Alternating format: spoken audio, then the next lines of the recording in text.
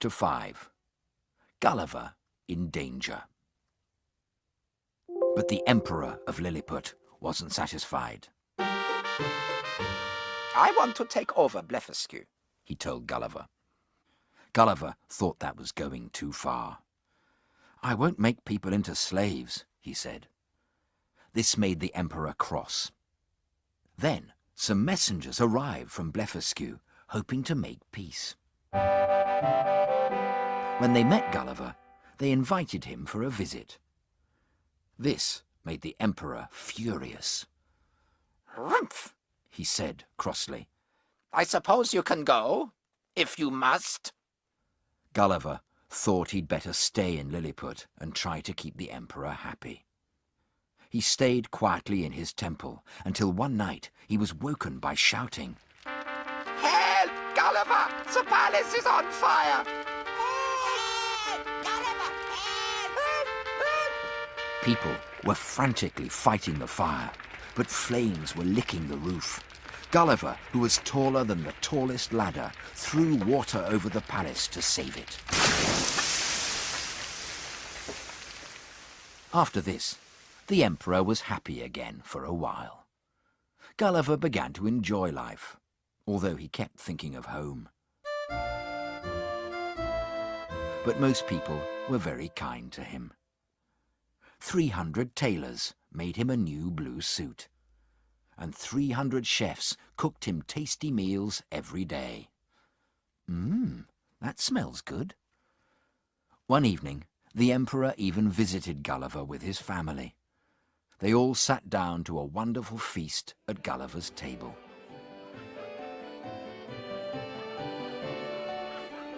Will I ever eat full-sized food again? But Gulliver's problems didn't go away. Flimnap, who was in charge of the Emperor's money, didn't like Gulliver. He said he cost too much. Your Highness, he eats far too much. I see what you mean. The Emperor listened to what Flimnap said. It was true. Gulliver was very expensive. Late one night, Gulliver had a visitor, an important noble from the palace. He kept his face hidden. He had come with a warning. Listen carefully. Your life is in danger. Flimnap is turning everyone against you. Your enemies have written a list of your crimes. They say you're a traitor, he said. Even worse, they say you're plotting against the Emperor. They want you killed. Flimnap wants to set your temple on fire and shoot poisoned arrows at you. Gulliver turned pale. Not all of the nobles want to kill you, the man added. Some say you should only be blinded. But even the Emperor wants to give you less food to save money. You must leave now.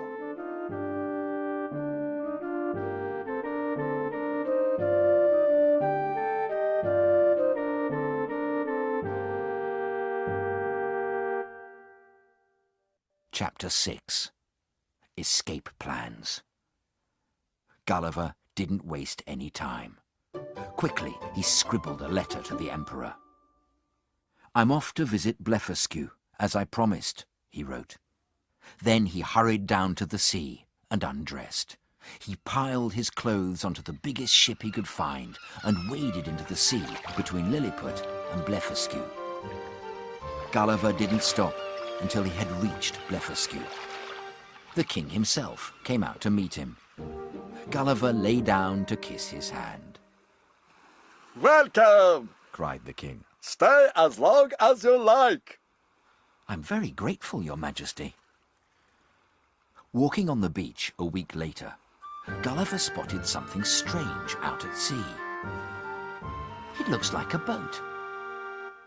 It was a small boat, but a full-sized one, floating upside down in the water. Gulliver rushed to the king. Please help me, he begged. This could be my chance to go home. Can you help me rescue the boat? "Of course," said the king. "Take some ships to help you." Gulliver swam out to the boat, holding ropes from each of the ships. With the ships pulling and Gulliver pushing, the boat was brought safely to shore. Gulliver set about fixing the boat for his long journey home.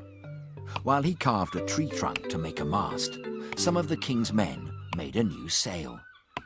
The sail was like a quilt made of 13 layers of the strongest fabric in the land. Soon the boat was finished. "I'd like to leave now," Gulliver told the king. "But no one at home will believe my story. Could I take some of your people with me? I think your people would enjoy seeing my country."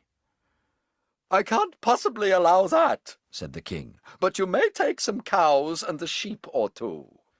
He also gave Gulliver 50 bags of gold coins. I don't want you to go, he said, but I understand why you have to. "Thank you," said Gulliver. "I'll never forget you all." He clambered into his boat and set sail. "Goodbye, Blefuscu," he cried. "Goodbye!" After only a few days at sea, Gulliver saw a ship. He shouted and waved wildly, hoping the sailors would see him. Hello! Help! Over here!